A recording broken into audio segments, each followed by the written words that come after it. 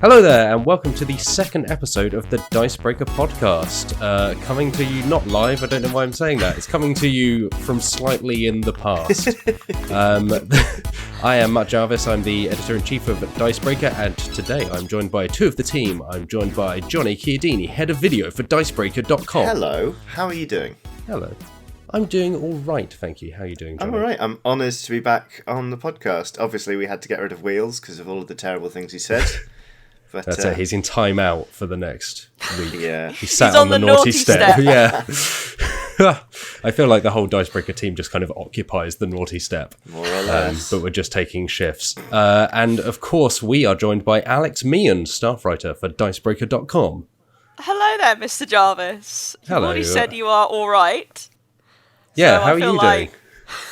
I could just give an entirely different answer to you. It's like, I'm all right to Johnny, but I'm, not as all right to you. I don't know. How are you doing anyway? Apart from being dreadfully hurt by that terrible, mean comment, I feel pretty good. Yeah, I'm all right. The sun is shining, the birds are singing, and I'm not with them. But To be fair, if you were up a tree right now, then we would be messaging you saying, please come down from that tree. It is time to record the podcast. So yeah, I've been up a tree before. It wasn't a fun experience, I'm telling you that now. Having your own brother call you King Kong as you dangle from a tree at the age of about 11 is not a fun experience. dang. Oh. But, character building, I guess. My friends always made fun of me because I Anyway. wouldn't climb as high as them because I was afraid of falling out and hurting myself. I once had to chase my cat up a tree, as in my cat was stuck at the top of a tree at the back of my house. And so I climbed up because it sounded, like it was stressed. It was kind of meowing at the top. So I climbed up this great big fir tree, at which point it immediately scampered down, as cats do, leaving me stuck at the top of the tree, a person, with a deathly fear of heights. So that was great. Cats are just the worst. That was all premeditated. That cat woke up that morning and was like, you know what, Matt? You're going on an adventure today. Up this tree with you. Maybe it was just trying to help you work your way through your fears of heights. Oh, yeah. It was like a cathartic tree climbing. Yeah, anyway, that's cat hour done. Cat hour. Well, we need to talk about something because it turns out there's not a lot of board games coming out, but we do have a few things to discuss. But for the moment, let's start with you, Meehan. Meehan, what have you been playing this week? I have been playing a lot of Scythe again. I think I've got a problem now. I had that first sweet taste last week. Sweet meaning kind of disappointing, but intriguing. And then on Saturday, I played with two friends for pretty much 5 hours, almost 5 hours straight. Scythe, yes, and I came second in two of them, which I think is, Yeah. it's an achievement. But, so apart from playing a lot of Scythe, I've also played the digital board game version of Mysterium. Like Johnny mentioned last week, it's pretty good. What did you think of the lobby? When I first turned it on, my ears almost exploded from terribly loud music. Sounds about right. That plays almost instantly and without warning. So I had to quickly rush to the options to turn it down as much as possible. Even on the lowest possible setting, it's still quite loud. Apart from the lobby, and the only other issue I had with it is that it forces you to implement the timing mechanic. Yeah. Where you have to, once everyone receives their cards, they have to, they have 2 minutes Flip the to... timer, guess, which is we got around it. Here's a little tip for you listeners out there. Meehan's top tips. Meehan's top tabletop tips top. Just wait to give, if you're the ghost, just wait to give the last player their card. just let everyone else have a chance to help each other and guess, and then give the last player their card. And I suppose the last player is just going to have to deal with it. Yeah, that is pretty much the rule anyway, isn't it? It's like, decide which player you're most angry at this round, and give them their card last. We rarely play, Tabletop Mysterium with that rule. Like, I don't remember ever playing it with that timer. I do play it with that rule, but I sort of give them a minute's grace period. I don't know. Maybe it just makes it too easy. Maybe. But I just think that timing is just not necessary. Like, it's not really about rushing. It's not a game where you rush. It's a game where you consider your options and delegate. Yeah. So putting a timing mechanic to that, I think, doesn't really work. But apart from that, we had some good fun. I would say I prefer the digital board game version to the tabletop simulator version, simply because it runs, not literally runs in terms of like a video game, but it runs smoother in general. Like, we managed to get through 2 games of Mysterium in pretty much the same time it took to play a single game of Mysterium on Tabletop Simulator. And that wasn't because of the timer, I think. I think it's just because of the messing about with things. But either is viable. I wouldn't say, you have to get the digital board game version if you would prefer the Tabletop Simulator one. And other than that, Mr. Jarvis and I had an amazing farmyard adventure. Yes, we didn't did. Yeah, speaking of games with incredibly loud music. Yep. Agricola, All Creatures Great and Small, has maybe the loudest menu music I've ever encountered in any game. And because it's not a great app, let's hear it. So we were playing on PC, Meehan and I, and it was very clearly the mobile app. So it's like not a great UI, nothing is explained, and you don't get a volume slider, you just get a toggle this music off, which I would advise you do immediately. Yeah. Unless you want your eardrums to just rupture to the sound of kind of like 18th century strings. And sheep. The sheep. Yeah, just the bleating of sheep. The bleating of sheep. It's all going with Silence of the Lambs, isn't it?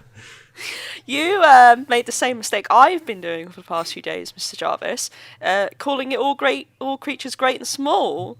It's actually all creatures big and small. Oh yeah, you're right.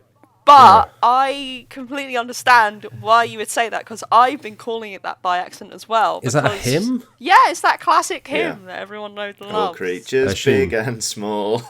Yeah. I assume God's got the copyright on that one, so they had to go with all big and small. Yeah. Maybe they didn't want to get smoked. And he's savage with those takedowns.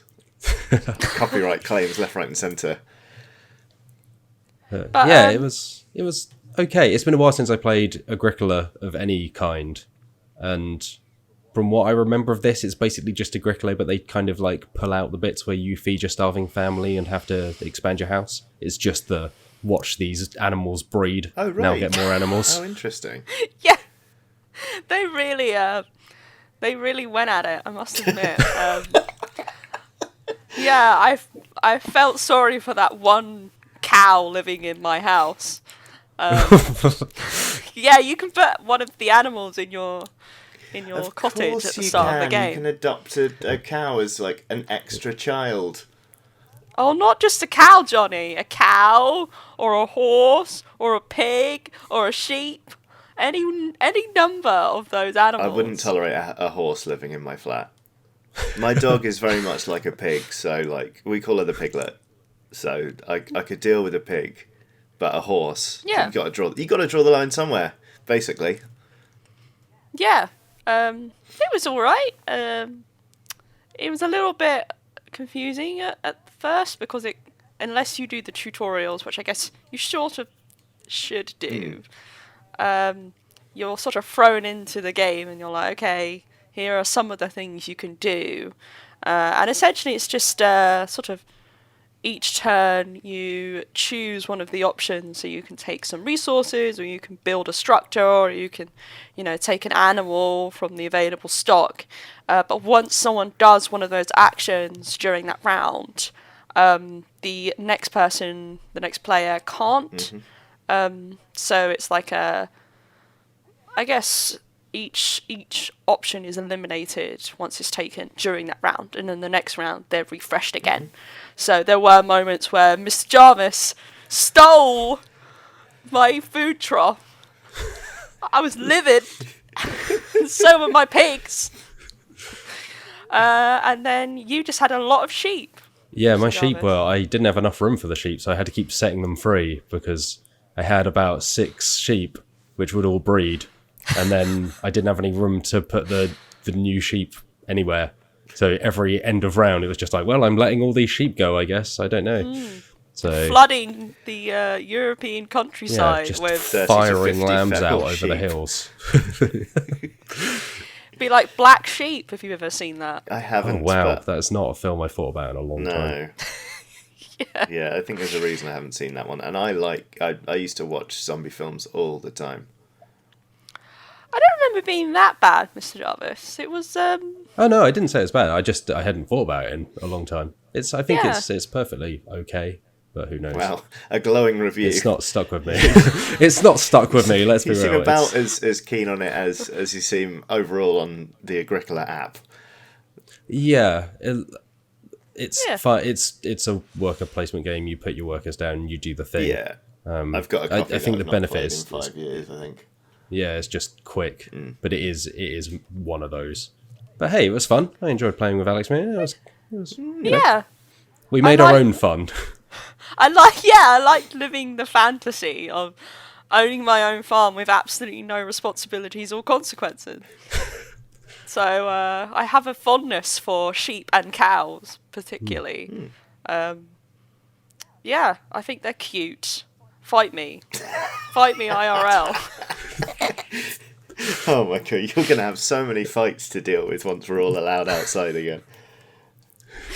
Just a queue of people lining up. All right, Johnny, what have you been playing? I made my first foray into Tabletop Simulator, finally, with Wheels and Lolies, my two. I call them colleagues, but they act like errant children. They made fun of me because I didn't know how to do things, like didn't know how to flip cards, and they're like, "Oh, come on!" They upgraded me from dad to granddad, which I found quite insulting. But we played Cosmic Frog, which I adore. It was like only our second ever game, so we played it in the first look area at PAX East in the before times, and it's lovely. And then it translates really well to Tabletop Simulator, and it was really reaffirming actually to play it and go, oh no, we weren't just having a lovely time because we were, 3 jet-lagged friends, just playing a silly game about frogs. It is just a solid banger. I bloody love it. So that we recorded that's going up on the channel soon. And I haven't so much played this one as I've hit join and informed the man running it that I have hit join. But today shows the commencement of a game of diplomacy that I'm going to be playing online. Oh wow! Via postal order. So you get your orders in by midnight. It's very civilized. Orders are not accepted over the weekend. So we get the weekend off, or rather, the weekend is just an extra long turn, let's face it. There are 6 of us, I think, playing. The guy running it has elected to be Italy, which he says is like the weakest power in the game. And he's sort of done that as, I think, I'm the most experienced at diplomacy, so, I will disadvantage myself. You're welcome, everybody move. But already I don't trust it. I'm like, what's his long game? What's his plan here? Yeah. He wants to make a pact really early on in the game, so his backstab will have all the more force later. So that's very exciting. And as ever, I'm playing a lot of pen and paper role-playing games. I dropped into a friend's D&D campaign on the weekend. I was playing as a Tabaxi rogue, and I now understand why everyone enjoys playing a Tabaxi, because they're hilarious. Mine does not understand money. So anytime people are like, we want to send you on this quest, everyone's like, give us all of these riches and your firstborn child. And my Tabaxi, who is French, just repeatedly will say, I would like a 1 gold piece. So that's been great. I've got 2 games of Deadlands coming up this week. Lots of dice rolling, basically, and some frogs for good measure. That's me. Amazing. How about you, Matt Jarvis? I'm very jealous of your diplomacy game, I would say, because I absolutely adore diplomacy, and none of my friends will play it with me, either over the internet or in real life. I will be so I asking miss you it terribly. for advice. Yes, my advice is be an utter word I shouldn't say on this podcast. Just Bad person. Be a bad person. The joy of diplomacy is just really getting into the scheming. Yeah. I think that's the thing, is you just need people who are able to separate it out from real life. Mm-hmm. But the wonderful, terrible thing about it is it often starts to mesh with real life. Yeah. And you play off of actual kind of, do you remember when we did this? Or you can trust me, we're good friends, let's go for them. And then bam, you just swipe in and take France. I remember from that amazing episode of This American Life where a guy played diplomacy with an actual diplomat by his side. Yes. That guy told him never to lie. And I've used that as my tactic in games, a lot of games with diplomatic elements, like Twilight Imperium. I just don't lie to people. If I'm going into someone's space, I'm like, I'm doing it because of this. If you've got a problem with that, you can tell me, but it's happening, blah, blah, blah. So I think I'll be doing that, but maybe this is finally the time I break bad and just start lying through my teeth. We'll see. I don't know. Yeah. Again, I don't want to end up like Meehan and have 5 duels scheduled for the first day outside of lockdown. It would be like the bloody mid-90s Three Musketeers. 3 duels in one day. That's a deep cut, but I'm proud of it. You get them out of the way now, though. Do your fights now in diplomacy land. Yeah. And then by the time you emerge, everyone's fresh. They've got all their kind of, all their issues resolved. Yeah. Through diplomacy. I'll come blinking into the sunlight, ready to forgive me for backstabbing them. If you've gone through as many soirees as I have, and dishonored yourself as much as I have, then you would have this many duels. Okay, yeah, fair enough. But now I can't do that. I have to do it via tabletop. Speaking of duels, one game that I did play this week, which was also over Tabletop Simulator, is Lawyer Up, which I enjoyed very much. So it's, I think by the time this goes up, the Kickstarter will have ended, but it's coming out next year. It's from the designer of Set a Watch. So that's one of the co-designers, Mike Nade, and then Samuel Bailey, who co-designed Forbidden Stars. But essentially, it's a 2-player game where you are fighting in a courtroom. So I went up against Wills. I was the prosecutor in an art forgery case, and Wills was the defender. And I really, really enjoyed it. So it's pretty simple at its core. So it's kind of split into 2 halves. So at the beginning of the game, you draft cards. So you keep one, you bury evidence, so you get it out of the game completely, and then you give one to your opponent. And it kind of represents you reading up on the case. So as the prosecutor, you start with certain cards. As the defender, you start with certain cards. But then you can then add other cards, some of which benefit you, some of which, might hinder your opponent because they're not matching their position. So, for instance, the prosecutor can't play cards that defend and that kind of thing. But then the core of it is just you call a witness to the stand each turn. And they can be neutral or they can be beneficial to either side. It's kind of equal in terms of how many are beneficial, but you can call your opponent's witnesses and kind of mess with them in different ways to try and get out ahead. And then you play cards, and they have icons at the top that you have to match as you play more and more cards. So you kind of combo these cards together, and it represents you forming a kind of cohesive argument.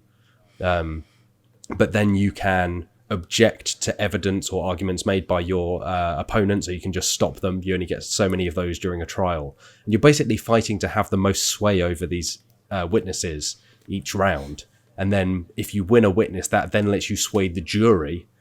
And if you get all 12 of the jurors on your side, you instantly win. Or by the end of all the witnesses, I think in this case it was 9 or 8, you then win. Mm-hmm. And it really came down to the wire between me and Wills, where we had I think Wheels had slightly more jurors going into the last 2 witnesses, and I played a card where I was able to... I chose the witness, which was one of Wheels's defendant witnesses. I instantly then played a card to basically claim them straight away and replace them with another witness. And so it came down to the very last witness. And Wheels, because it was a painting art forgery case, Wheels unfortunately had a card that could have won him the game, but it essentially allowed him to call the wrong kind of painting from his deck or discard pile, which he didn't have. So he needed a card that would let him call a Bray painting, and he had one that let him call a Rembrandt or something like that. But it was kind of one card turn difference between winning and losing. It was that close. But I really, really enjoyed it. It was really something. I've seen this, but that was over Tabletop Simulator. I've seen this game in action over Tabletop Simulator, because actually we filmed a Let's Play of it yesterday for the YouTube channel, although I was not playing, I was relegated to cameraman. So I was basically filming Lowlies and Wheels play. Well, they gave me a banana on Tabletop Simulator, because you can have objects, so I was banging that around like a gavel and spinning it and stuff, and generally making a nuisance of myself. But it's a very good game. I really like the simplicity of the card matching aspects, but it ties in so well to the theme that you really get invested in the back and forth of the case, and they are kind of rinse and repeat. It's not because they were playing the art forgery case, and it's not like you see the cards and you're like, well, I know what happens, I know where the culprit is or anything like that. It's kind of, you know what, it's what I expected we would be getting with Watergate. Watergate, right, yeah. you know, is for anyone who doesn't know, it's a game where one half plays as the Nixon administration, the other half plays as the FBI in investigating the Watergate scandal, and you play cards to sort of sway. Well, it's sort of just gather bits of evidence to yourself, and then you play them in this little corkboard net, and try. Like Nixon's trying to block the investigators from making links between certain things, and if the FBI manages to make a certain number of links from witnesses to Nixon, then it's all over. He has to resign. But at its heart, it's actually a very, very abstract game. And I think I was looking for something a little bit more grounded. And this is absolutely it. Like, it's really compelling. I really like it an awful lot. Yeah, I think one of the best things is you can really get into the kind of theme of it. So Wills and I were reading it. There's little bits of flavor text, but we were just yelling at each other like, "I object," and "I call to the witness, Your Honor." "I call to the stand, Your Honor." This witness and things like that. And it's just like you say. It's not like the art forgery case isn't like a one and done kind of. You've solved it. We know who's guilty, who's not. It gives it enough flavour in a certain direction. There's also a murder case, I think, that you can play, and they've got a couple of expansions coming. But the actual game itself is kind of varied enough where you could replay it. So yeah, I think the only thing that was I were disappointed by was the art style, which we were certain was placeholder art, and it isn't. And it's not terrible, but it's just a bit naff.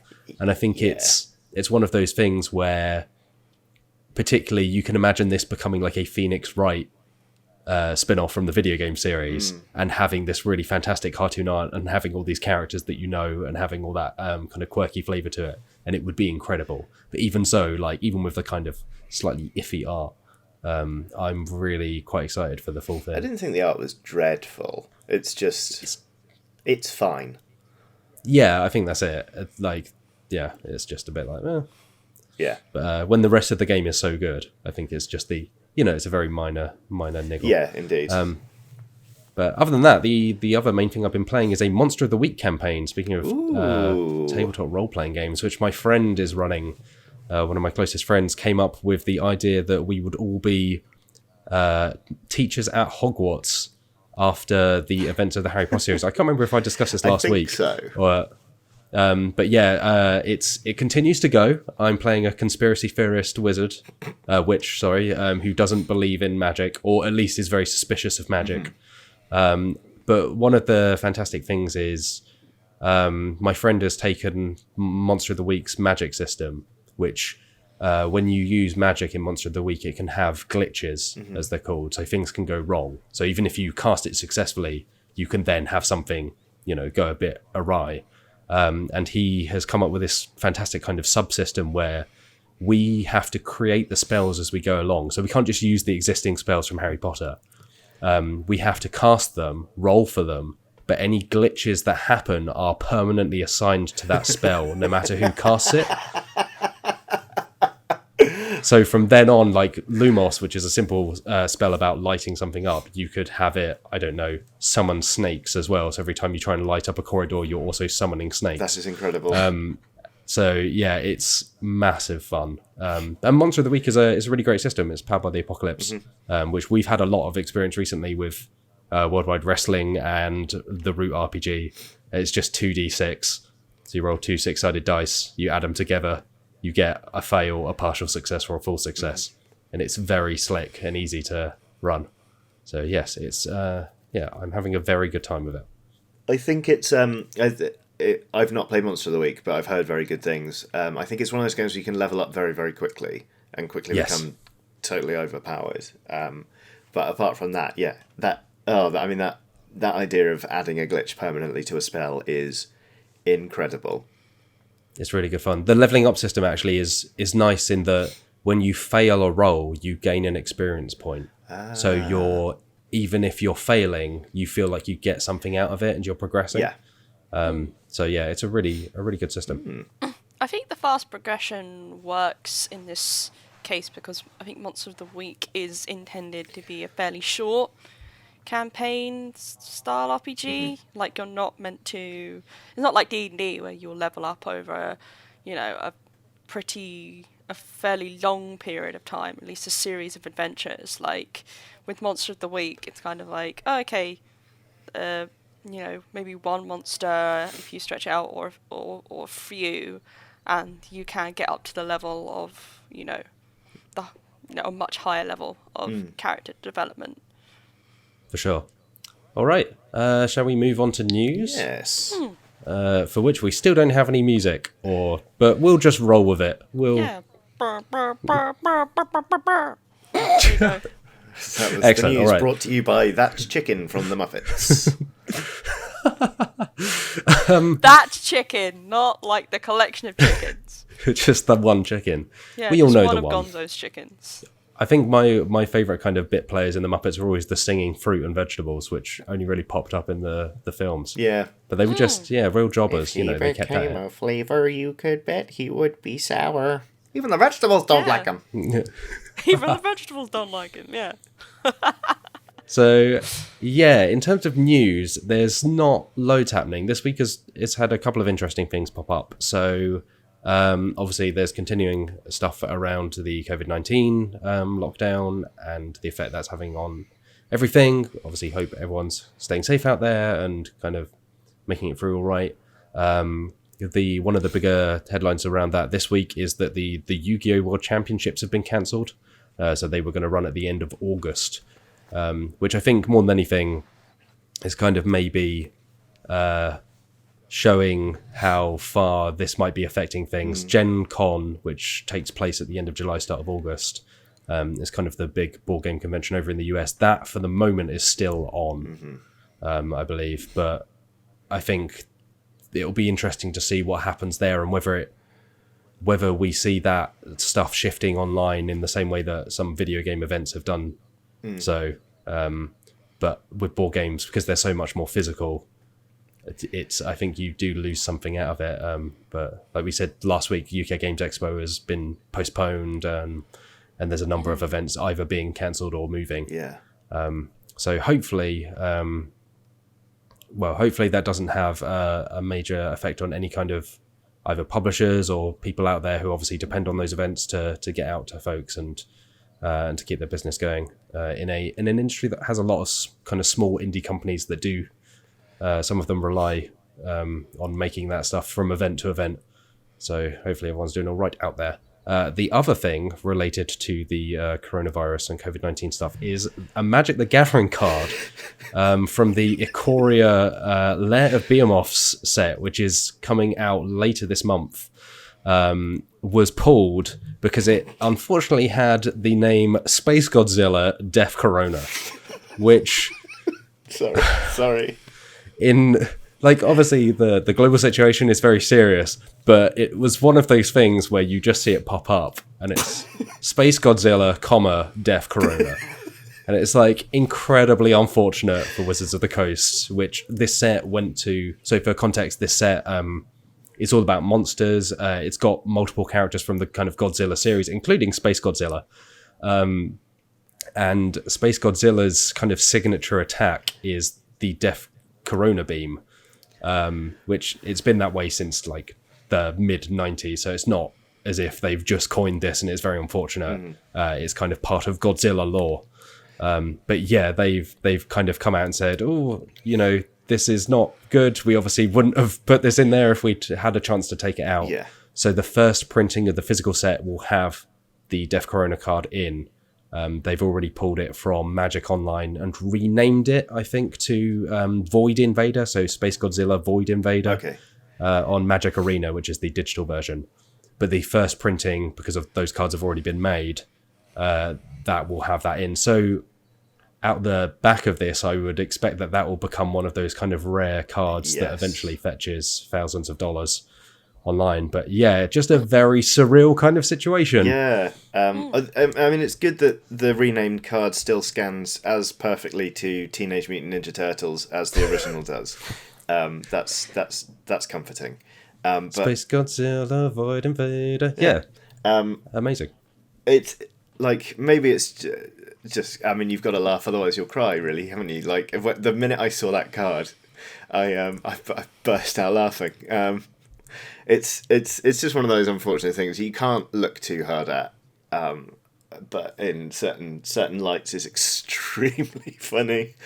Yeah, I mean, good on them for just kind of being upfront about it and saying, hey, yeah, we basically couldn't do anything about this. I don't think anyone is trying to say that, you know, it's just down to lack of sensitivity or anything like that. It's just one of those things. It's sheer dumb luck, isn't it?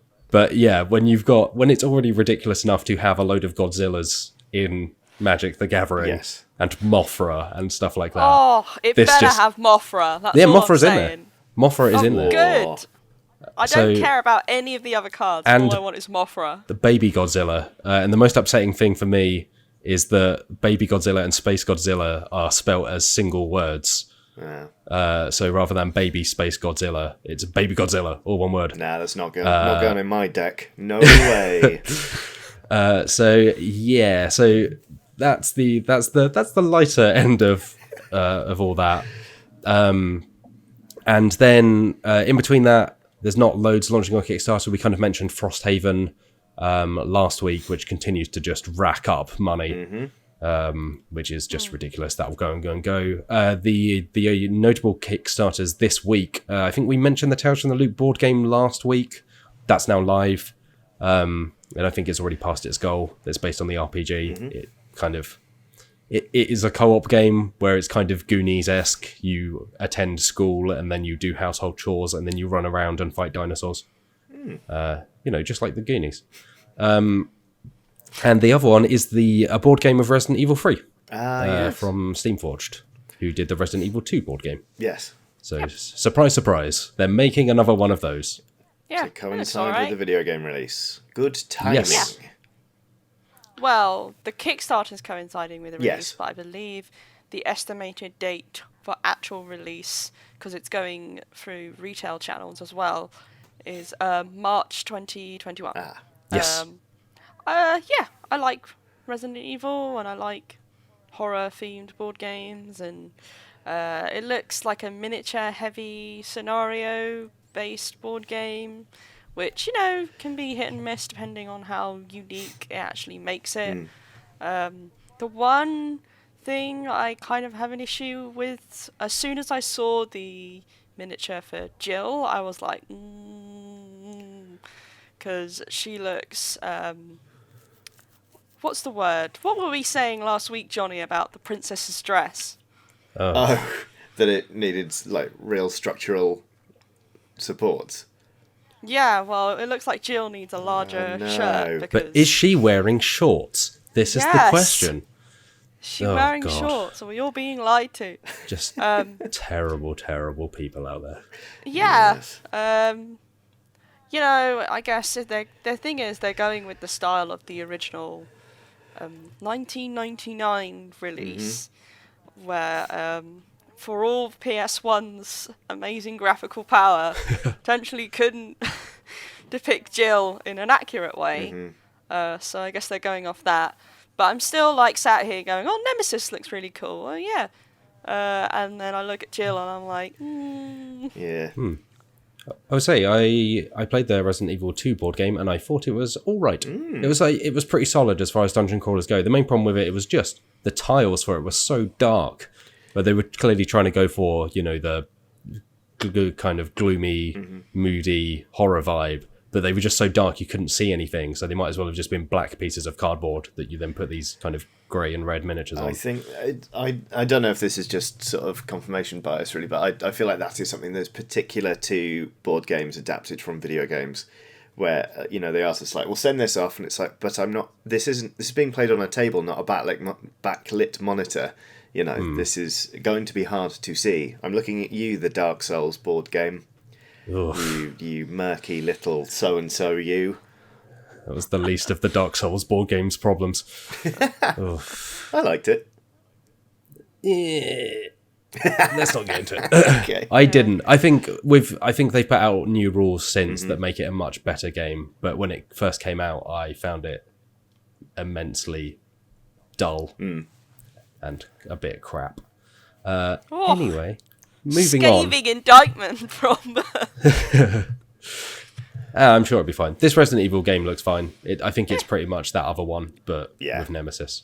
Yeah. So I'm sure it will make a boatload of money either way. Yes. The headline that I missed before we started jumping on Kickstarters is it's kind of, there's not a lot in this, but I believe the president and head of publishing for it is Modi, North America, which owns Fantasy Flight, which makes all the Star Wars board games. Basically just said, yep, we're making more of those. So turns out Star Wars board games popular. So Steve Horvath told Team Covenant in a YouTube video, basically said, yeah, we've got releases planned up till the end of 2023. Wow. So the next 4 years. Kind of said, you know, X-Wing and Armada will get a load more ships. Nothing surprising there. Apparently Legion is doing pretty well. After kind of a slow start. That's the kind of Warhammer 40,000-ish ground combat miniatures game. That'll be getting more stuff, including stuff from The Mandalorian. That'll sell. Show, so. Yeah, that show's really good. Yeah. You know, I'm down for some of that.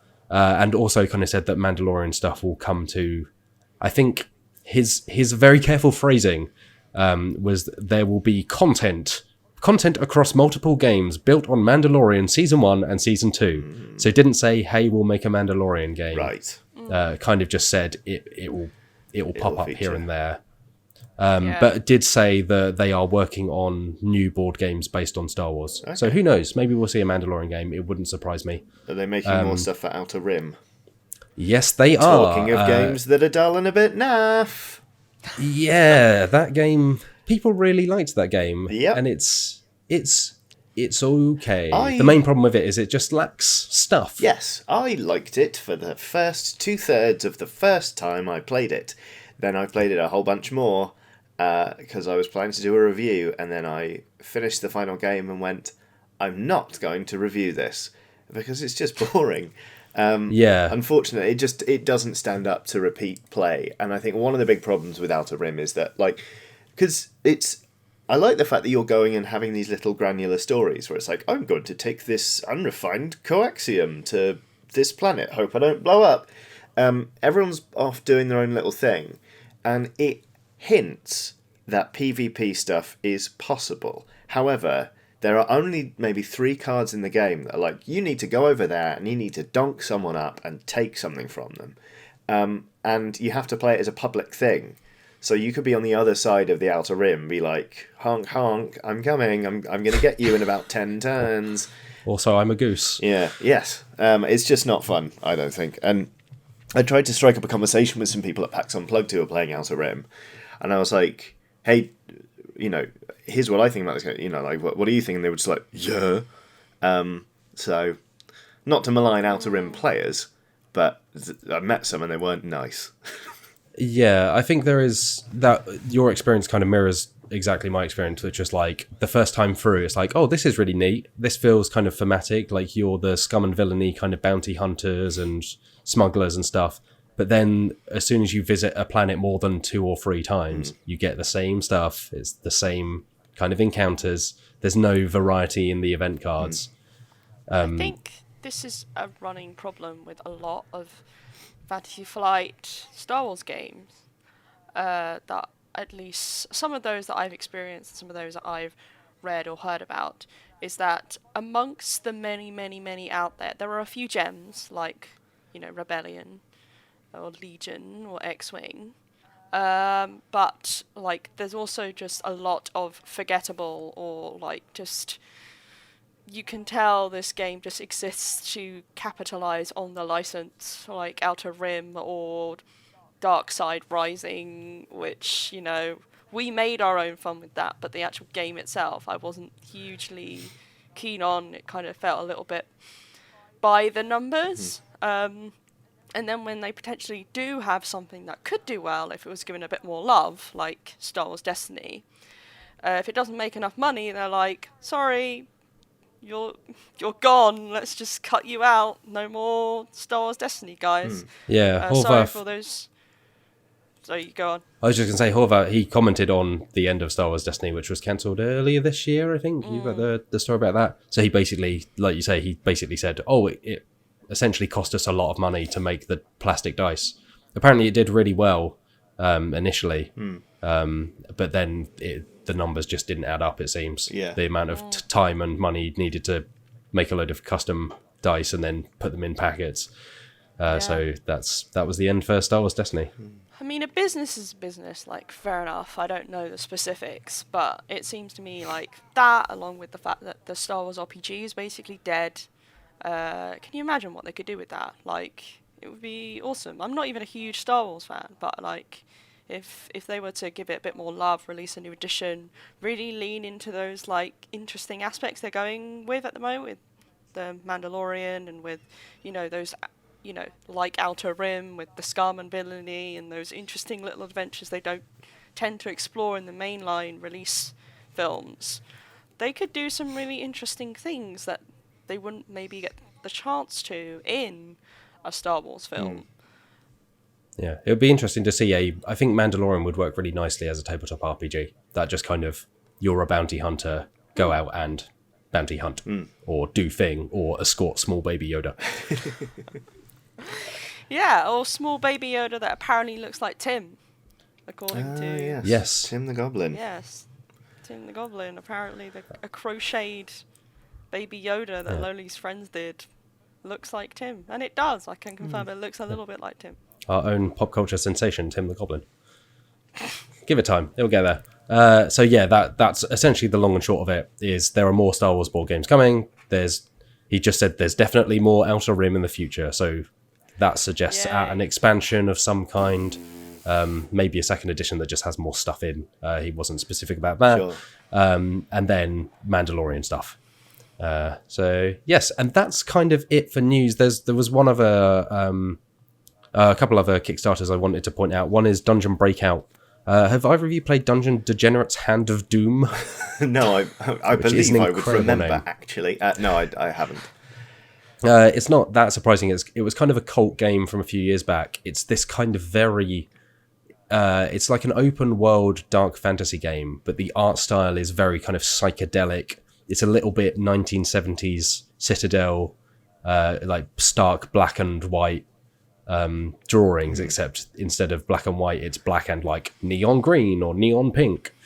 It was this kind of cool... you're all escaped criminals exploring this kind of very gritty fantasy world. You can head off, you can stick together as a group, or you can kind of head off in your own directions, take on missions, do quests, kind of interact. So I guess similar to what I was saying last week about Zia, but as a fantasy game, you just kind of make your own story in it. But it was well liked by a lot of people, and now they've launched this kind of small party game spin-off to it. So whereas Dungeon Degenerates took, I think, about 2 or 3 hours to play typically, Dungeon Breakout takes apparently from 5 to 30 minutes. And it's literally, you draw a tile to explore a dungeon, and then you move your adventure around and you either fight monsters or get loot. That's kind of it. But it's got kind of the same neat art style. So yeah, kind of cool that they're launching that. And then very recently, Alex Meehan, you saw this from the designer of Spirit Island, is For Science. It's got a new Kickstarter launched pretty recently. Yeah, it's on the guys. I haven't played Spirit Island, but I've heard it's well liked amongst the community. I believe you've played it, Mr. Jarvis. I have, yeah. I liked it quite a lot. It's a bit like Pandemic, in that you are deities fighting off invaders from a land, and you just have to stop the invaders from spreading like a plague. But it's cool because it turns the whole kind of colonization thing on its head, where you are not the invaders trying to take over the land, you are the spirits protecting the island from these invaders. That sounds nice. Yeah, it was cool. It was also brutal hard. Yeah, I've heard it's quite hard. That's probably the main criticism I've seen amongst the community regarding Spirit Island. I think it's one of those things that can put people off. I think it is, you either really like it or you just don't gel with it. But this new game, which is from the same designer, Eric Roos, is a co-op game as well, with dexterity elements mixed in. It looks very weird. The key element here, I think, is that the topic is a little bit, I don't know, this must have been designed a long time ago, but you arrange cards to form a cure and then build a cure with blocks. The topic for the game is finding a vaccine to disease and a quote, stand in the way of viral annihilation. Yeah.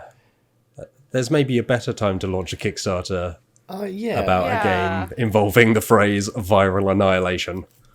Yes. I wasn't sure whether they'd considered maybe pushing the Kickstarter, but I don't know. Maybe they had their reasons. I think it's made its goal, so well, there you go. Presumably, I think it's passed its target, its funding target. So I guess there's enough people not necessarily turned off by the theme. Like you said, the gameplay seems kind of interesting. So yeah, I mean the Kickstarter itself is well put together, which is sometimes a rarity in the world of board game Kickstarters, when I've seen many that are just incredibly confusing and terrible in terms of presentation.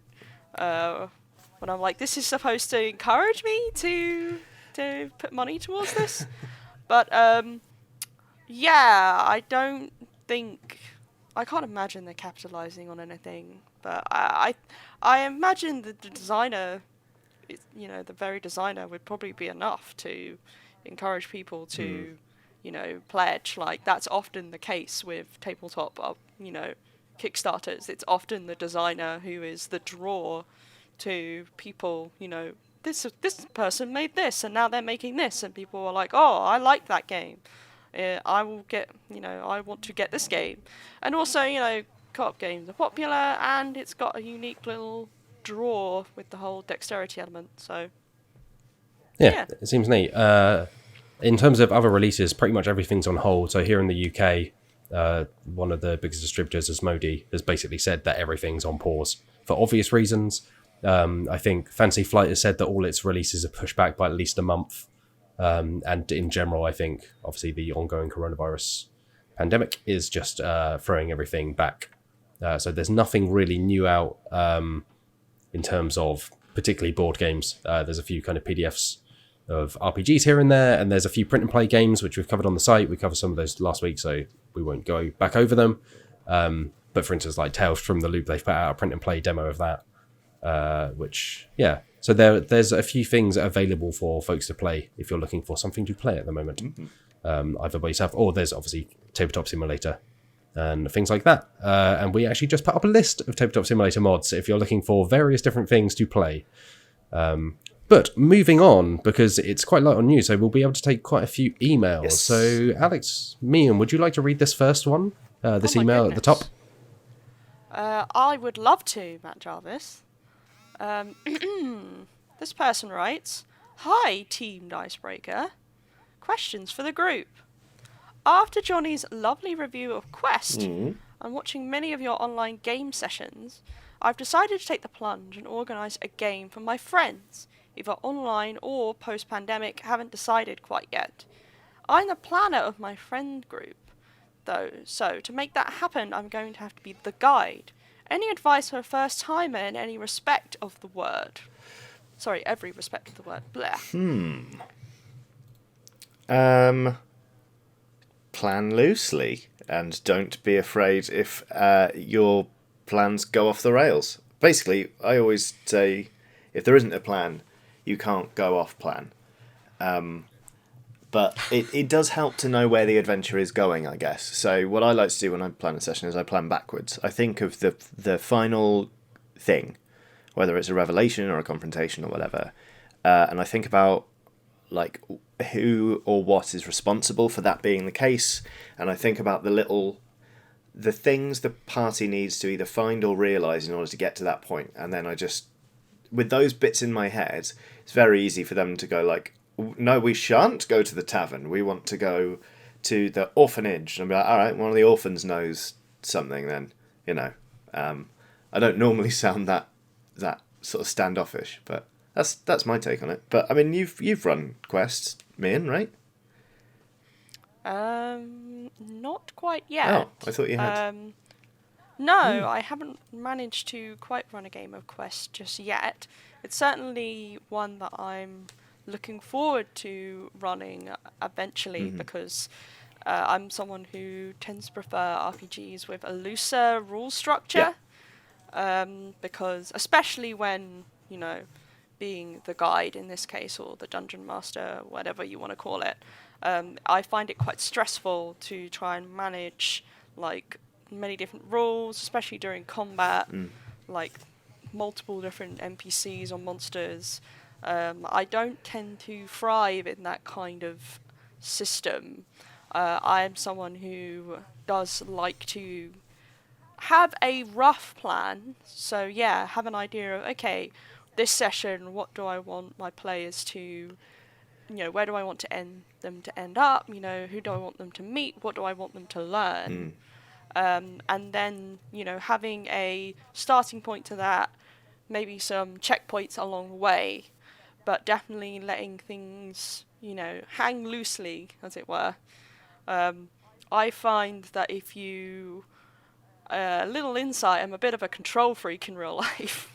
And I find if you try and like push that kind of perspective on something like an RPG, with people who have full control over their actions and they could completely just go off somewhere you know, you did not intend them, you know, for them to go, things can go right really quickly, and, you know, your whole plans can be just pushed to the wind. So if you have a rough idea of where you want people to go and what you want to do, then, you know, you can cope with that a bit better. Yeah, I think Quest is a really good one for this, actually. As you kind of mentioned in your review, Johnny, it's really nicely structured and worded for kind of first time, like, people, whether you're the DM or a player, and it just kind of breaks things down in a really nice way. Yeah. Where it's just like, oh, hey, this is kind of what you want to do. I think the main thing is like, just particularly for the first couple of sessions, and especially if the rest of your group, you know, they'll be playing new characters, they might even be new to role-playing games themselves, is just don't necessarily overthink it. You know, don't feel like you have to come up with an entire world before everyone jumps into it, or like this really elaborate plot. You can just have, like Johnny says, you can have a kind of an end for that session, and it can just be something as simple as they discover a treasure or they fight a thing. You know, I think the first couple of sessions, people just want to feel out their characters a little bit, and you'll be wanting to feel out the world as a GM, so it's worth just making things simple. And then once you've got a feel of like, oh, this world's about the politics, or this world's about fighting monsters, or my group really likes to discover treasure, you can then build out from there and introduce more NPCs. But to begin with, you can just take it easy. Don't feel that you have to jump into like big elaborate plots or to be even part of like a greater arc. That session can be its own standalone thing. I think it's why people really like session zeros. Yeah. Where you can feel detached from having to embark on a massive campaign and immediately be able to, you know, lay out the next 15 to 20 sessions. You can just say, okay, this session we're just going to find out where our characters are at.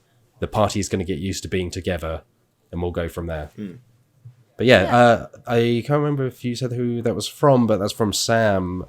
Sorry. Orangeful or Orangeful. I never know how to say it. But they are a member of the Dicebreaker community who pops up here and there. So yeah, thanks very much for your question, Sam.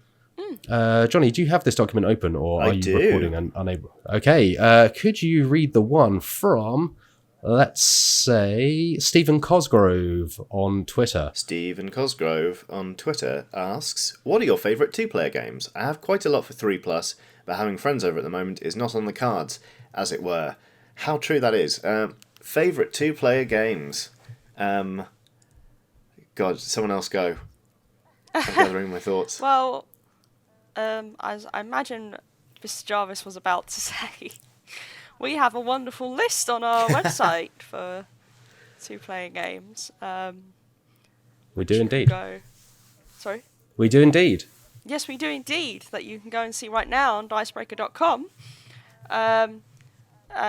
One of my favourite 2-player games is Skulk Hollow. Ah, yes. Which came out last year. It was actually one of my favourite games of last year as well. I believe Mr. Whelan also rather likes it as well. He does. We played it together. Or Skunk Hole. Skunk Hole, yeah. Skunk Owl. We'll go with Skunk Owl. It's a game where one player controls a clan of Foxen, who are incredibly adorable.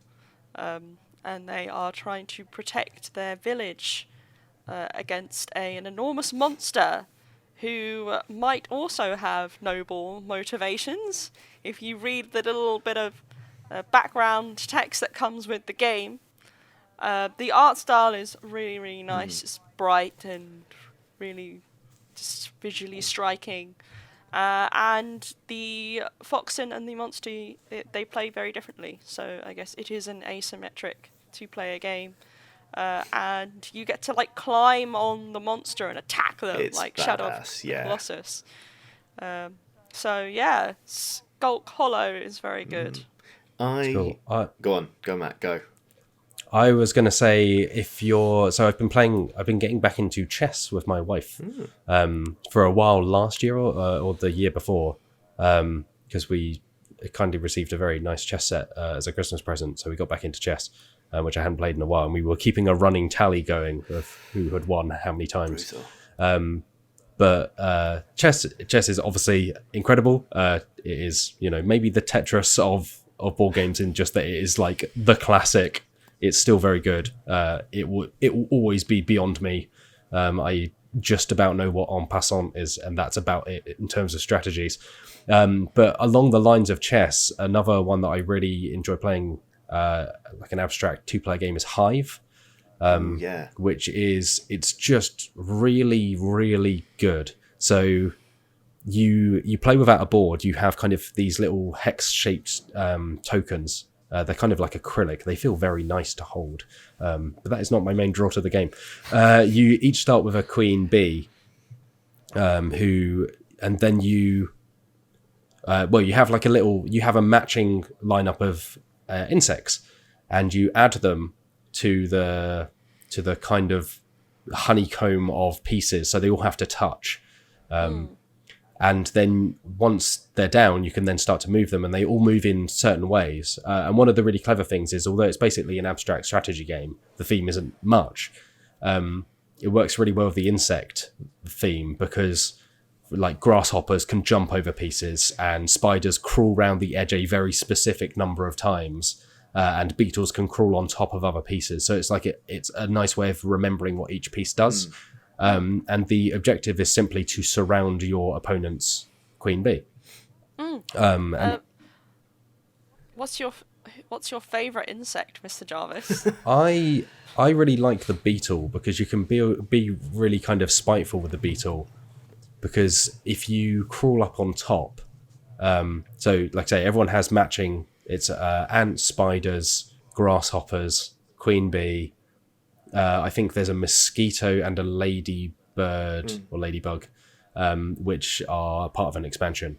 But the beetle is the only piece that can crawl on top, and so it's quite powerful in that, whereas you can block other pieces by putting down ants or moving them around, the beetle can just crawl straight over them. But if you use your beetle to crawl up, I don't think the other player's beetle can crawl on top of your beetle, so you can just use it to block. Ooh. Which is massively frustrating, but it's very much that kind of, you try and do something to get into your opponent's area around their bee, but then they counteract that and then you counteract that, so it's a very tight back and forth game. But it's really, really good. It's also very small and quite cheap to pick up. Yep. Yeah. But it feels like one of those games where you play it and it feels like it could be a game that people are playing in hundreds of years, because it's like chess. It's kind of brilliantly simple, but really kind of strategic. So you can just kind of play again and again and again. And it comes in a little zippy bag that's kind of like an old school Discman case. Yeah. It's pretty good. It's very, very satisfying as a physical object. Talking of nice tiles that go in a bag, Azul 2-player for me is the sweet spot in that game. Like, Azul is a really nice, chill, like, oh, I'm placing my tiles and I'm getting my points kind of game. With 2 players, it becomes brutal. It is so cutthroat that I end up just holding my chin and just glaring at the board like I'm willing it to burst into flames. I adore it. I think it's really, really great. And the only other one I think I'd say is, I mean, there are lots. Like, I really like Thud, the Discworld game. That's very chess-like, but silly, because you're throwing, dwarves. You're tossing dwarves at trolls. That's really good fun. I think they've started to make it again. Occasionally it goes out of print and you can only find it for like 50 quid on eBay, but I think the Discworld shop has started selling it again. But I think for me, like, the real pleasure in 2-player games is just going, should we play this big co-op game, but should we all take more than one role? Because that's the beauty of co-op games, is you don't have to have the number of people it suggests. It's a board game, it won't know. Yeah, there's definitely been a number of games where it's like, this easily works with 2 people. Yeah. Like, or even one person playing by yourself if you happen to find yourself alone but you still want to play. You just scale up. There's no real reason. That's the kind of nice thing with board games, is you can house rule it perfectly fine. I sense, I smell a list, Matt Jarvis. Oh, yeah. I smell a list. The smell of list is in the air. Come to Dicebreaker for all your recommendations for house rules, good and bad, once we've written that list. Yes. Yeah. But come to Dicebreaker for the time being anyway. There's a really great list of 2-player games. And even some of the other recommendations, they're all games that we've played and that we really like.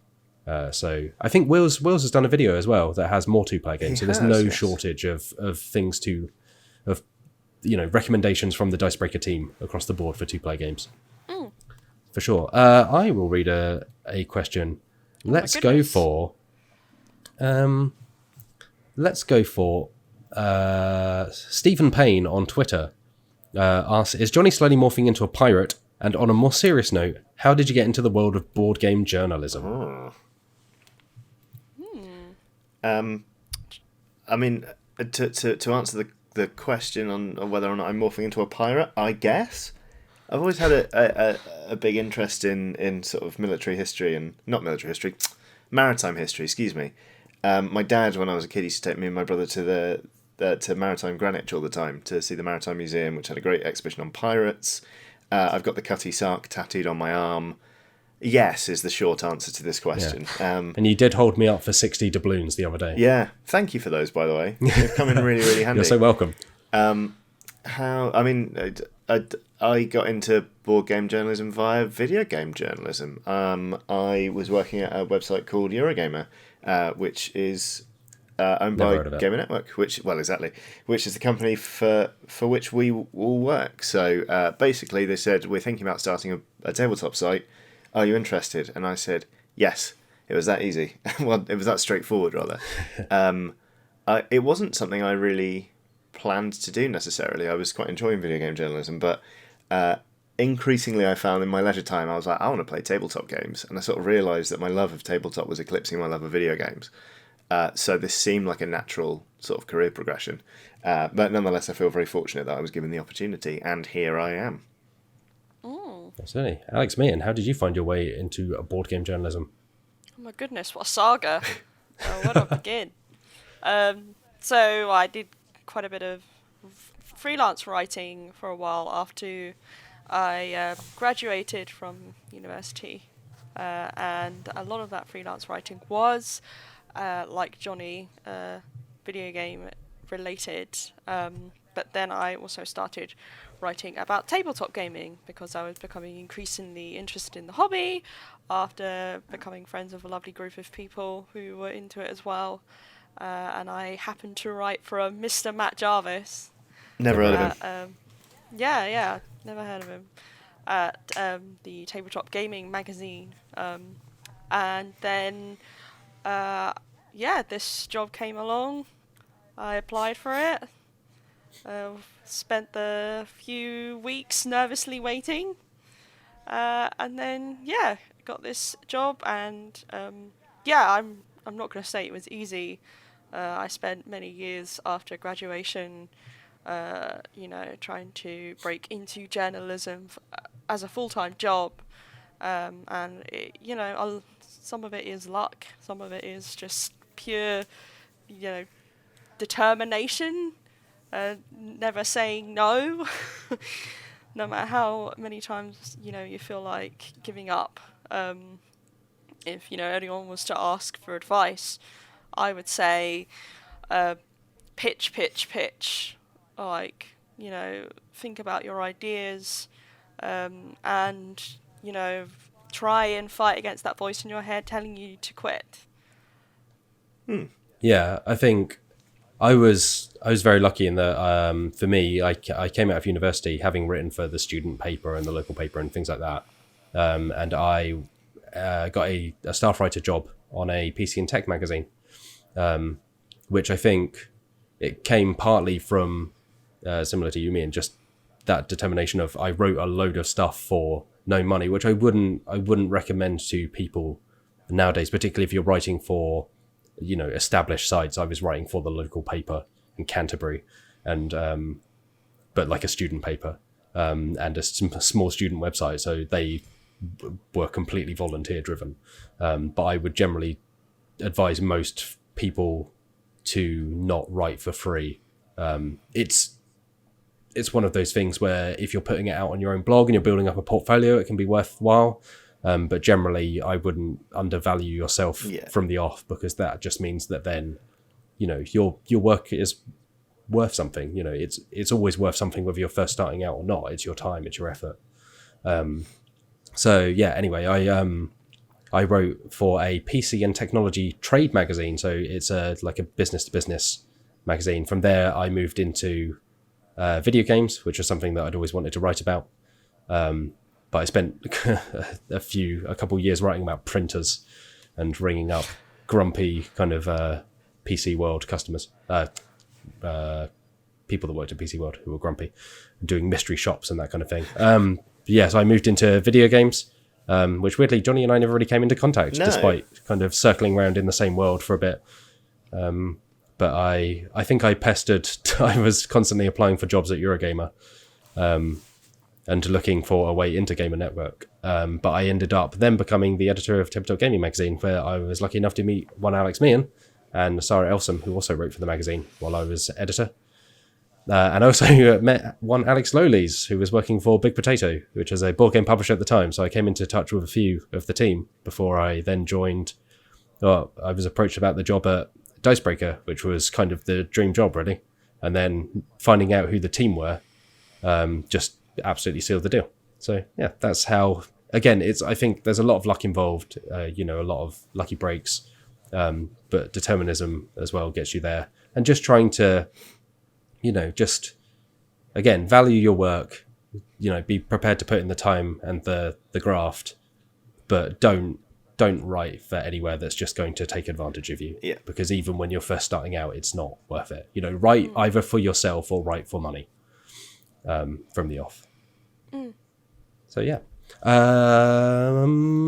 Alex, Meehan, why don't you read this one on... Let's read this one from... now I'm trying to decide which one to take. We've had so many questions. Thank you to everyone that wrote in on Twitter and through email. We probably won't get to them all today, but we had a lot. Alex, Meehan, why don't you read this one from Patrick Rose on Twitter? Patrick Rose. So 2 above Stephen Payne. Yes. Patrick Rose asks, what's the dumbest mechanic in a game that you enjoy? You can read this as dumbest mechanic in a game you enjoy to dumbest game mechanic you enjoy, and to be honest, both are interesting questions. Okay, let's think. Questions are specific, always kind of bowl me over. The gravity rift in Twilight Imperium. Oh, yeah. I've gone on about this before because it's the greatest thing. Use it, you cowards. Basically, if you move your ships through the gravity rift, you get +1 movement on your ship, so it's brilliant for getting out there early doors, but you have to roll a d10, and if it's a 1 to 3, I believe, the ship explodes, and you have to roll for every single one, and it creates some incredible moments of tension. My friends and I have a house rule where we put the Benny Hill theme on when it's when we're rolling for the grav rift.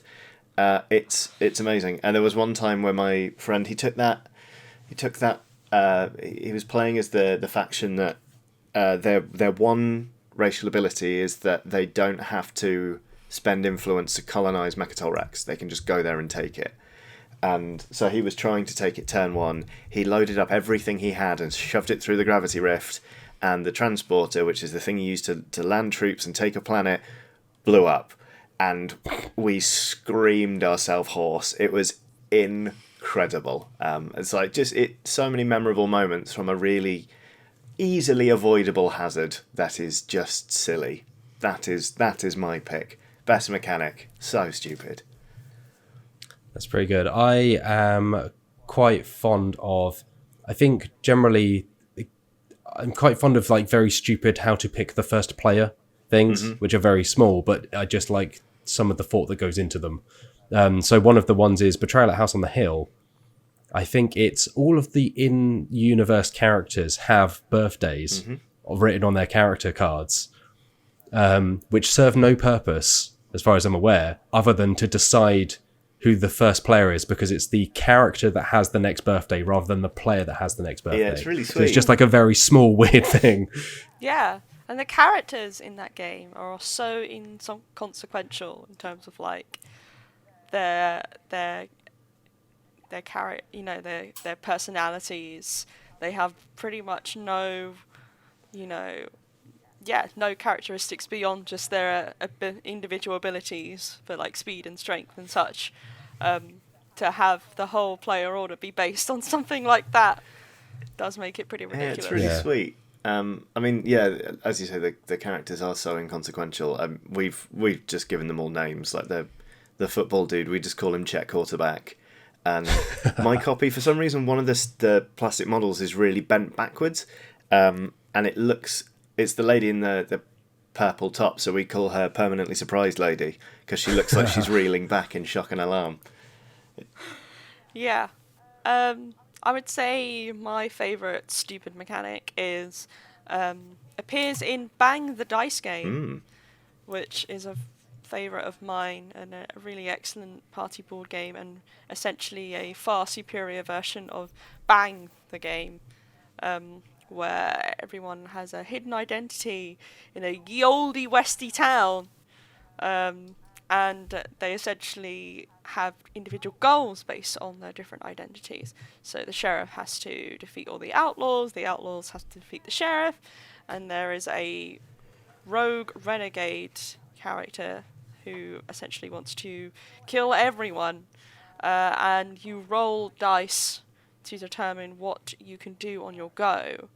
And essentially there's a huge push your luck element where you can roll your dice 3 times, However, if you roll any dynamite, you have to keep that dynamite to the side and roll the rest of the dice if you want. If you roll 3 dynamite on your turn, it blows up and you lose health and essentially ends your go. And the amount of time that I've died outright from that, in combination with taking arrows, which is also, I think, a really great mechanic, but maybe not as stupid as the dynamite, is, it's happened more times than I care to say. But it's all part of the, in my mind, beauty of Bang the Dice game, and the fact that it's such a quick game that it rarely feels, like you've been cheated if you die. Yeah, I think that's the key thing. There is a game, I can't remember what it is, but I know you roll a pool of dice, and it says in the rulebook that if you roll all 6s, you just instantly win the entire game, and that's it. And I think it says, you win the game and you win every game from now on. Brilliant. Oh, wow. So, yeah, just very silly. Johnny, would you like to read this one from Oliver Gerlach? Nothing would give me greater pleasure. Let me find it in the document. It's between Patrick Rose and Stephen Payne. What is the RPG that you most want to play, but have never actually managed to try? That is a great question.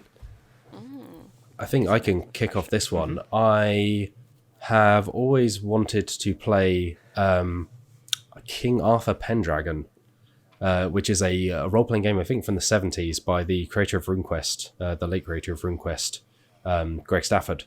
And it's this very kind of intense Arthurian fantasy quest game.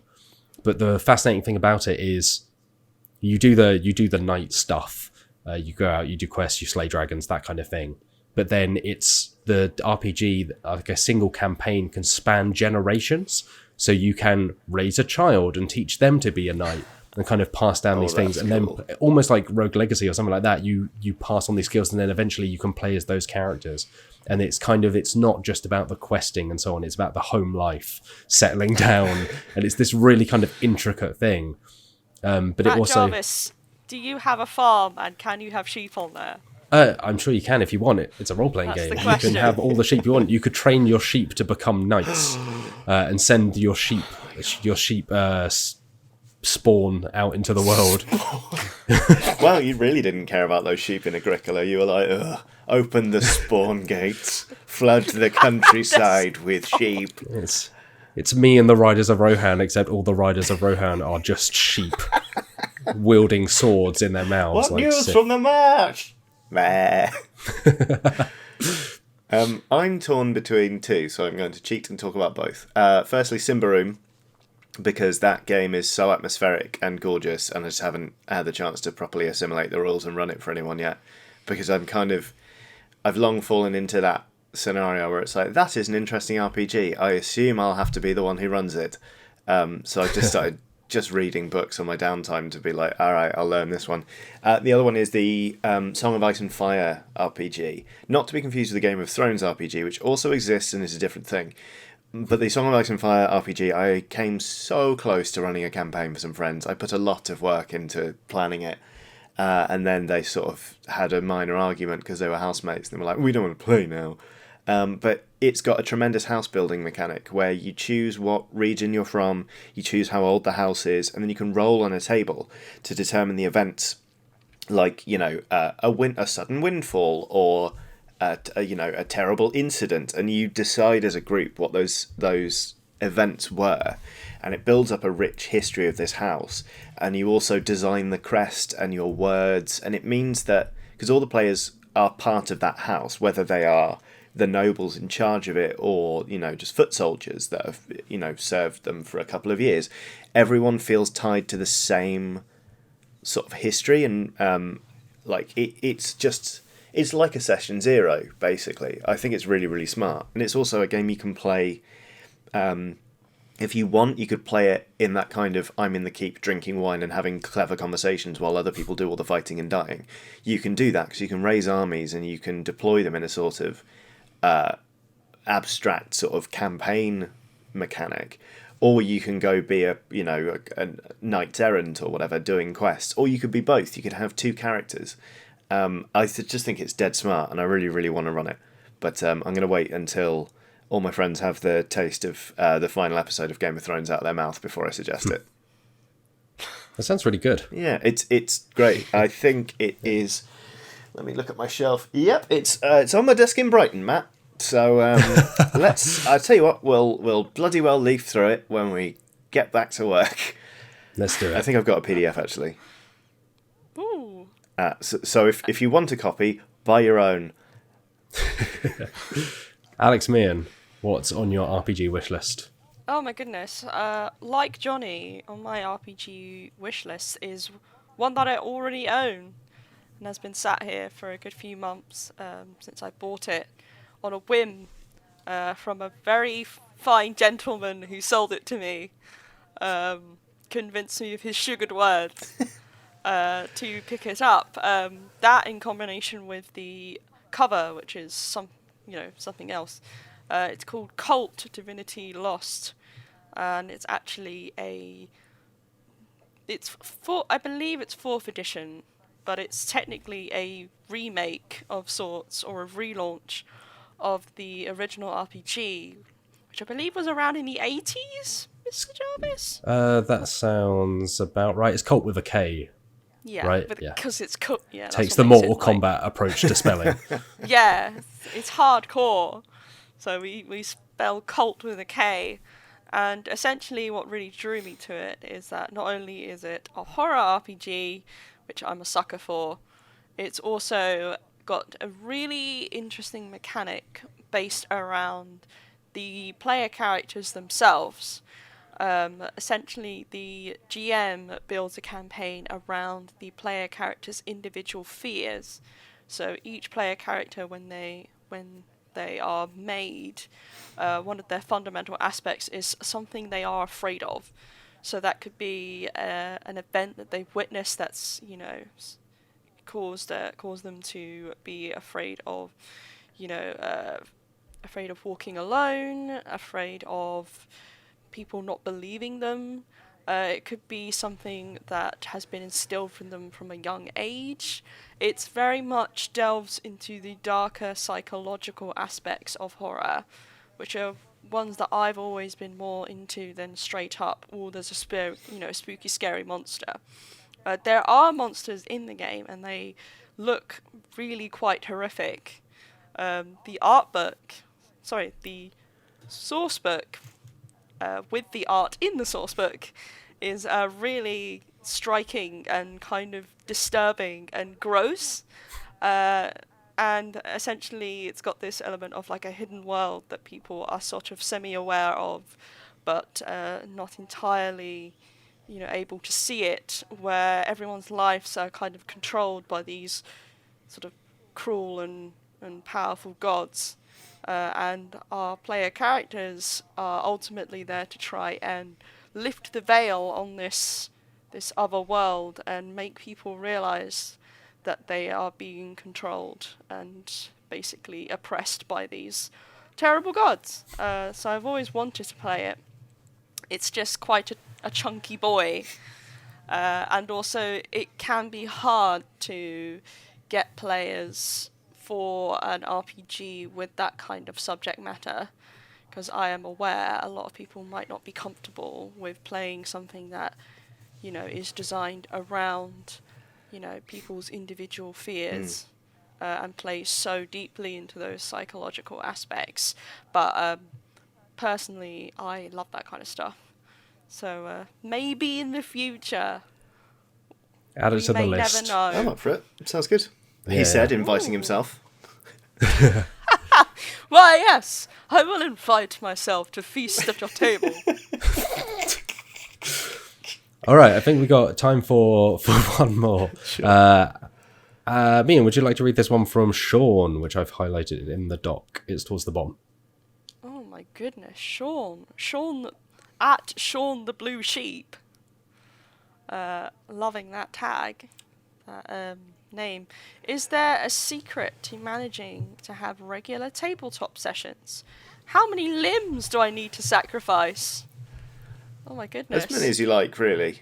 But I've always considered it to be non-essential. In fact, do try and keep one arm back. It helps moving things around the table. Yeah. Yeah. It depends how many plastic appendages you want to try and use. Yeah. I mean, while playing it.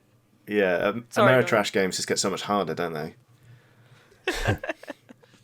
Just offer like a little finger as a snifter. Yeah. There you go. For the limb god. Or no one said it had to be your limb. Like, as long as you're sacrificing a limb, it's kind of like corn. Doesn't matter where the blood comes from, as long as it keeps flowing. Yeah. Well, that's the god, not the band. Yes, yeah, I sorry. immediately thought of the band, which I think says so much about me. But yeah, this is a question we've had from quite a few people, actually. So thanks to everyone that asked. We just happened to pick Sean's tweet. But yeah, I think it's a question that a lot of people struggle with, is how to actually organise people to come around and play games, or be around to play games. I mean, it helps that I have friends who really love board games. So we've got a WhatsApp group where we're constantly just being like, well, when are we next hanging out? We assume that when we see each other, it doesn't matter where we are, we'll be playing some form of game. So even chance encounters, I'll take a game along and just be like, hey, I've got this. Do you fancy smashing out a game of blah? But just carrying on talking about it really helps, because nothing kills people's enthusiasm for trying to organise something than being like, how's Tuesday? And people are like, oh, I can't do Tuesday. It's like, okay, we'll come back to this. You're basically saying let's put it off for another month. So just be persistent, I think. Be that squeaky wheel that annoys people until they just have to oil it with delicious social interaction. Don't know where that went, but sure. Shut up, Johnny. Yeah, Johnny's right in terms of just keep talking about it. I mean, I have a WhatsApp channel that I have a certain group of individuals in who regularly post, oh, let's do some games. Even now, with the social isolation situation going on, we're playing games regularly either over Steam or Tabletop Simulator. I'll join. Get me in there.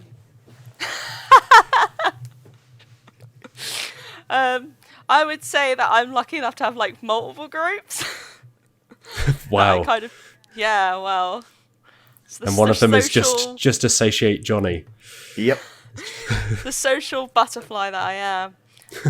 That does help, though, yeah. I would also say, nag. Definitely nag. Be like, oh, people's like, oh, I can't do this day. Definitely say, oh, what day can you do? I can do this day, all these days. And even providing options. A lot of people find it hard to put themselves out there and say, let's play on this day. They often like to lead. No, sorry, they often like to follow. So if you can lead the charge and say, oh, how about this day and let's play this, then people, I think, will be more willing, because they're like, oh, okay, someone else has come up with the ideas, I just need to turn up and have fun. Ideally, you'll eventually get to a point where a few other people take up that mantle, and not just you, but hey, you got to start somewhere. Yeah, and I think it's harder with RPGs because I think that relies on having roughly the same group every time. But I think if you can, I kind of like the GM thing, if you're just looking to play board games with friends, start small, particularly if they are kind of newcomers and you're trying to get them into the hobby. It's like, just start with a game. Don't try and jump straight into an evening. It can just be something you do alongside something else. That particularly if they're coming over, but it's even easier if you're playing over the internet. You can just say, hey, let's have a game of something quick, half an hour of Secret Hitler or some party game, or even Exploding Kitten, something like that.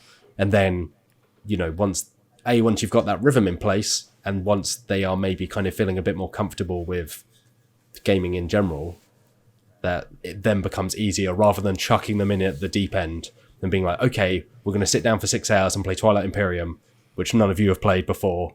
Let's go. I think it's just, you will have games that you want to play with that group, but it's also making kind of concessions to that group as well, and knowing that they might not necessarily want to play the same things as you all the time, but over time you'll find what they're into, and if you have those different groups, it sometimes helps, because one group might be into heavier stuff and one group might be into party games and all of that. So what you don't do is coax someone over your house with the promise of Percy Pigs and a nice light evening of tabletop entertainment, and then slam down a copy of Warhammer Talisman and be like, right, come on, let's go. This is, I'm sensing this is from personal experience here, Meehan. Have you been duped before? I won, and I didn't even enjoy it. Oh. Talisman is a bad game. There's a lot of people out there that like it, and they're wrong. Because, honestly, I feel like 90% of that game's... whoever tends to like that game, it's like, I played this as a kid and I really enjoyed it. I've never met anyone that has played it for the first time in the modern age and gone, this is really good fun. It just feels like one of those nostalgia things. But hey, that's just me. If you enjoy it, enjoy it. Good on you. You wrong person. Yeah, you do you. But yeah, I've never understood it. But hey, each to their own. Please keep Talisman away from me. Please keep it. It's yours. You can have all of it. You can have the Batman version. You can have the Kingdom Hearts version. Just don't invite me. Don't at me. Don't at me about Talisman. Thank you, the internet. I think that's about all we've got time for today. So what have we got coming up on Dicebreaker? Johnny Chiodini, head of video and representative of the video team today. What's coming up on the video side? Oh, goodness me. What a question. To which I don't have an answer, because we haven't planned next week yet. What's gone up recently? So we launched Spinebreaker. At the time this goes out, there'll be 2 episodes live on the channel. It's some incredible wrestling action. This latest episode sees Meehan's character, the Duchess, take on Edgar Allan Poe, who is my very strange Undertaker-like character who speaks in bad poetry. It's actually, we've got Cosmic Frog coming up and Lawyer Up and lots of other things. we planned uncharacteristically loosely this week. I'll put it that way. Yeah, I think at the moment as well, just with everything going on, we're still finding our feet in some regards as to what we can cover, what's actually available. But I'm very much looking forward to Cosmic Frog. That game looks extremely good. Oh, goodness. We can... I'm sure that Will's Lowlies and I know it well enough to teach now. And we've played it with 3, which kind of is sedate at the start, and then you start knocking lumps out of each other. I think with 5 or 6, it would be brutal from the outset, which is exactly what you want. I'm a big fan of frogs, as someone who used to collect them when they were but a wee babe. Live frogs. I used to go out into the garden and beyond and find frogs. Used to go frog and then gigging. Bring them into my mum's house, and which, funnily enough, she was most displeased about. This is the most Alex Meehan thing I've ever heard. I caught a really big one, and I called it Mrs. WIGGUM. Oh wow, that's amazing. Right, I'm writing that down as the name of this podcast. Yep, there it is. Yeah, it's like how they made Pokemon, like that wholesome story of going out and catching... Just young Alex Meehan packing frogs into tiny balls and then throwing them at people. Challenge me! Challenge my frogs. My army of frogs. What's coming up on the website? Dicebreaker's top 10 frogs in board games. Yes. Oh my goodness, Matt Jarvis, please let me do that. All 10 entries are Mrs. WIGGUM. Yeah. We have, on the website, we have, as I kind of said last week, we always have a kind of roundup of lists and recommendations. That's what a lot of people are looking for at the moment. So we've got guides to how to play D&D online and other role-playing games. We've got how to play board games online. We've got a list of the best kind of digital board games as composed by one Alex Meehan. We've got a list of tabletop simulator mods. That's the one I was trying to think of. If you're looking to get into that. You did, Matt Jarvis. I did, yes. It's quite an extensive list. It's 17 different mods, which took me a while to put together. But they're all really good and all worth checking out if you're looking to just play stuff at the moment. We also have an impressions piece on the latest D&D book. which Alex wrote. It's Explorer's Guide to Wonderment, right? Yeah, I teased it last week. Oh. Yes, but it's now live. For you listeners and watchers. But yeah, it went live earlier this week. And it was actually quite a bit of fun to do. I liked the book. It's a lot. I wouldn't recommend it for beginners. But if you are a Critical Role fan, and even if you're not, and you are impressed by immense world building, as well as like genuine like value for money, like this is possibly the first, again, I wouldn't call myself an expert, this is possibly the first D&D sourcebook I found that includes every single race apart from those found in the player's handbook, in, you know, canonical D&D lore. So essentially, if you had the player's handbook and this book as well, you've basically got every single race covered. Wow. So if you ever want to create, a character of any race, this book will do it for you, as well as introducing some new sub-races and an entirely new subclass, which sounds really cool. I can't remember the name of it now, but you can make multiple versions of yourself. You're a fighter class. Yeah, it's pretty cool. Nice. That's the ultimate way to organise a tabletop gaming group, is to just clone yourself multiple times and play with yourself. Yeah, exactly.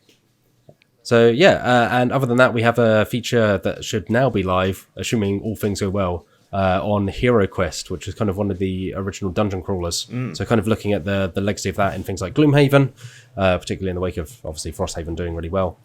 So Eric Watson, I believe, wrote that, one of our fantastic contributors, kind of going through exactly, where dungeon crawlers are at nowadays versus back in the day. So yeah, it's a really interesting read. And then Meehan, you've also, by the time this goes live on Friday, we should have another list of recommendations.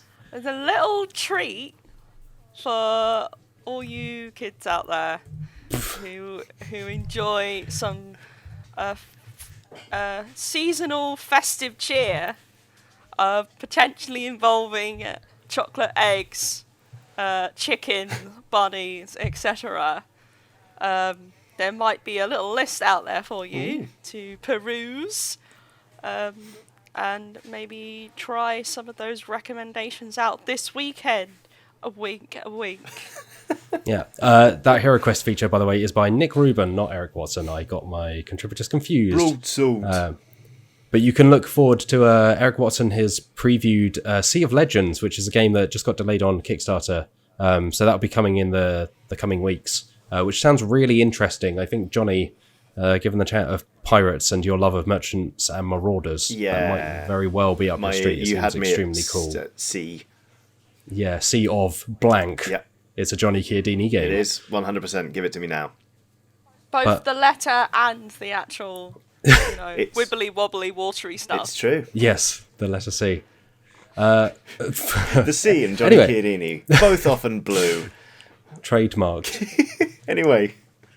Yes, I think that just about does us for this week and the second episode of the Dicebreaker podcast. Thank you for joining me, Johnny Chiodini. Thank you very much for having me, Matt. I'm glad I didn't disgrace myself like Wheels did.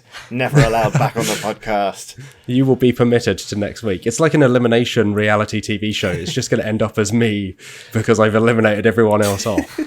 How I've made it this far, I really don't know. We're 2 episodes in. We'll see how we go.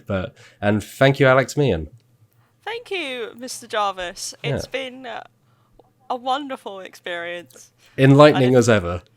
Yeah, and am I allowed to make a paper aeroplane and throw it over to the naughty corner where Wheels are sat? Yeah, as long as you maintain social distancing. Yeah, you can throw paper aeroplanes wherever you wish. Paper planes are surface, you can't risk it. Oh, true, yeah. Throw a virtual one. We'll make a tabletop simulator mod. There we go. Let's just throw paper aeroplanes. Yeah. Cool. Anyway, excellent. And I've been Matt Jarvis, and this has been the Dicebreaker podcast. Thank you very much for listening, and have a lovely day.